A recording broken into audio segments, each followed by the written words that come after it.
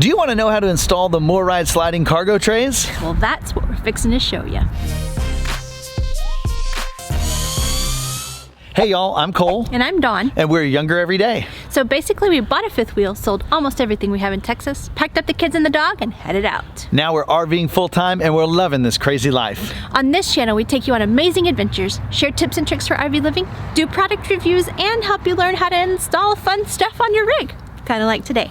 So if you're new here, be sure to click subscribe and don't forget to ring the bell so you never miss out on any of the fun. If you want to see some of our other videos, you can click right up there to get all caught up. Today we're at MORryde Service Center in Elkhart, Indiana, so we can get a pro to show us exactly how to install the sliding cargo trays. Thank you, Benjamin. But they are super easy to install, so if you're trying to do this on your own, you can definitely do it. Just check it out. No problem. Today we're just showing you how to install them, but if you want to see how to measure exactly and choose the right ones, or if you want to see our review, you can click the playlist right up here. Today we're having 2 sliding cargo trays installed in our basement and also a battery tray. Before we get started, I wanted to tell you that our sliding cargo trays will be installed with these sliding cargo tray extenders because we have lips that extend above the clearance of the normal sliding cargo trays. If you're not sure if you need those, you can watch our measurement video right up here so that Brian Hozinski, the service manager at MORryde, can tell you exactly how to measure to figure out what you need. If you want to see how to install the sliding cargo trays without the riser kit, be sure and stick around to the end. Also, I'll show you how to adjust the risers to the right height. The first step for installing these is to insert the frame into the basement and line it up. As you position the tray inside your basement, you want to make sure you avoid covering up any outlets. So we actually moved it a little bit off the right-hand side of our basement bay. And also look for any panels in the floor. In our case, we had a panel that allows us to run cables in, and so we had to move it just a little bit to keep that from being covered up.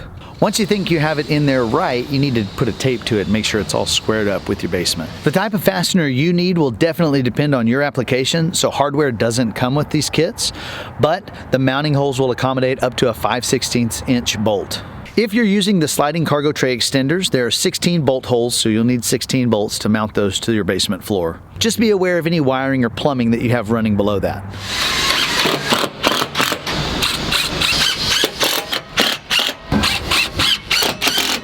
Just as simple as that. Awesome. Now that the frame is secure, the guys are going to slide the tray into place. There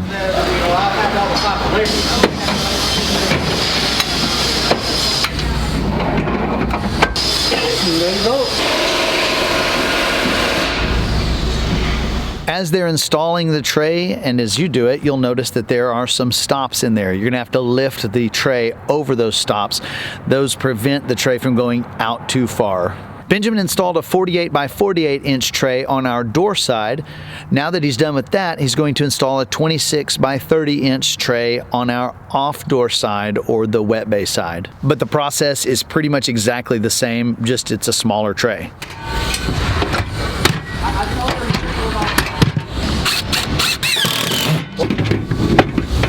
That's the stop I was telling you about. Okay. It's got that same clip over here.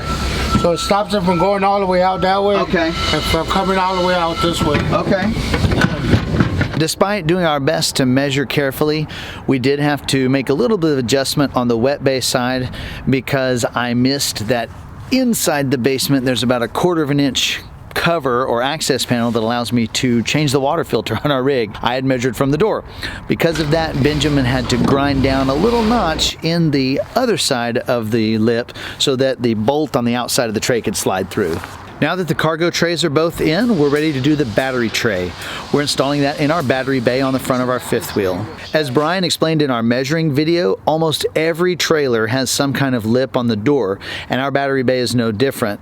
The only issue is there's not a sliding cargo tray extender kit for the battery bay, so you have to use 2x4s. So Benjamin's cutting 2x4s right now so that he can install our battery tray in the battery bay.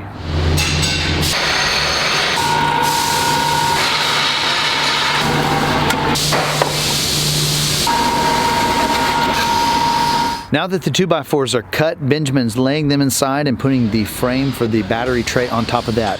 One thing that I can say is you need to make sure that that frame is squared up. He had to adjust this a couple of times because it wasn't quite square. One way to ensure that you don't have to adjust things is to insert the tray and the base together. That way you can back the tray out to get access to the bolt holes and install them as you do. That'll keep everything square as you go. The tray actually has access holes built in so that as you back it out, you can still get to those bolt holes.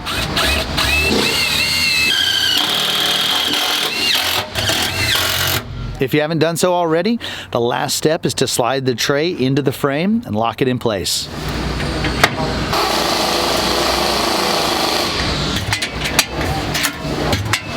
Oh yeah, it looks smooth. Very nice. Thanks, Benjamin. The battery tray does come with straps that actually clip onto it to hold your battery in place.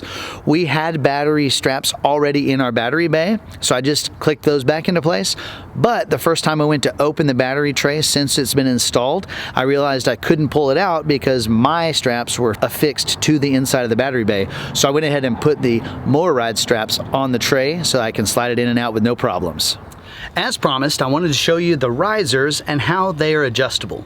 So this is the base of the risers, and this is what you saw Benjamin installing screws or bolts through the bottom of into our basement floor. This is the top piece that mounts to the bottom of the sliding cargo trays. Put that together, and then you run a bolt through. You can adjust it to the tallest setting like I'm doing. See if I can get that bolt through.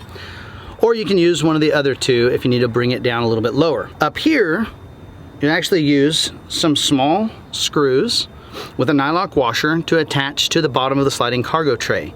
Now that's actually where we mount the cargo tray to this piece.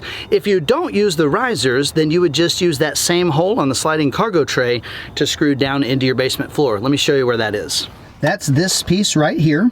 So if you weren't using the riser kit, you would just run your bolts through the bottom of the sliding cargo tray frame directly down into your basement floor. So that's how to install the sliding cargo trays without a riser kit, and also that's how to adjust the risers if you get that and need to know. I want to thank Benjamin so much for installing all three of our trays. He did a great job and we're really pleased with how they turned out. I really hope you enjoyed today's video. If you did, be sure and give us a big thumbs up and let us know you liked it. And don't forget to click subscribe to join the Younger Gang and become a part of this awesome community. Also, I hope you'll check out some of our other videos right over there. So, first we showed you how to measure and figure out what you need. Now we're showing you how to install these bad boys from the pros.